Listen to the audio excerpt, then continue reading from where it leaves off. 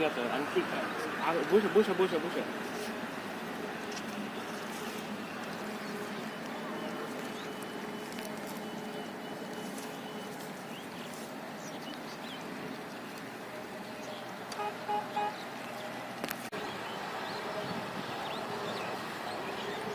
বৃষ্টির জন্য আমাদের জমির এরকম পরিস্থিতি।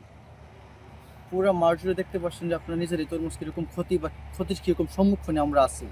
অতিরিক্ত বৃষ্টির জন্য আমাদের কৃষকের আজকে এরকম চরম দুর্ভোগান্তি। যদি বৃষ্টি কম হতো তাহলে আমাদের অধিক লাভবান থাকতে পারতাম আমরা। আমাদের জমিতে খরচ অতিরিক্ত, আমাদের খরচগুলো আনতে গিয়ে আমাদের বহুত হিমশিম খেতে হচ্ছে শুধুমাত্র বৃষ্টির জন্য। তারপরে বৃষ্টির পাশাপাশি দেখতেছেন রোদ, অনেক প্রখর রোদ ওঠে। সেই রোদের মধ্যে আমাদের দাঁড়ানো থাকানো খুব অসম্ভব হয়ে পড়ে, এরকম রোদ ওঠে আমাদের। ক্ষয়ক্ষতি আপনার ধরেন আমাদের খরচ হচ্ছে প্রায় 7 থেকে 8 লাখ টাকার মতো, আমাদের বিক্রি হচ্ছে মনে ধরেন 3 থেকে 4 লাখ টাকার মতো আমাদের বিক্রি হচ্ছে, প্রায় অর্ধেক আমাদের ক্ষতির সম্মুখীনে। যদি বৃষ্টি এরকম না হতো তাহলে আমাদের অর্ধেকের মতো লাভ থাকতো, দ্বিগুণ লাভ থাকতো আমাদের। 8 লাখ টাকা খরচ ছিল, ধরুন আমাদের কম করে হলে আমরা 12 থেকে 13 লাখ টাকার মতো আমরা বিক্রি করতে পারতাম। তো অতিরিক্ত বৃষ্টির জন্য আমাদের প্রায় আরও 4 লাখ টাকা ক্ষতির সম্মুখীন আমরা আছি। মেঘ বৃষ্টির কারণে মানে তরমুজ যা হয়েছিল ওইটা নষ্ট হয়ে গেছে, পচে গেছে আর কি। মাল তো পুরো উপযুক্ত হয়েছিল, কিন্তু মেঘ বৃষ্টির কারণে মাল পচে গেছে। অনেক লস, মালিকে আম গড়ে দিব গিয়ে মালিকই নিব কি, বিশাল লস এনে।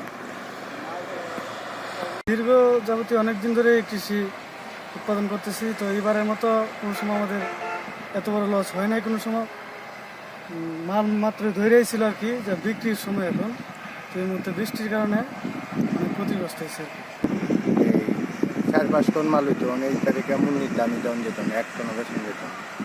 ব্রাহ্মণবাড়িয়া সদর উপজেলায় গ্রীষ্মকালীন বা অফ সিজন এই সময়ে তরমুজ আবাদ হয়েছে 5 হেক্টর। 5 হেক্টরের মধ্যে আমাদের যিনি মূল উদ্যোক্তা জনাব কামাল উদ্দিন, উনি করেছেন প্রায় 3 হেক্টর জমিতে আবাদ।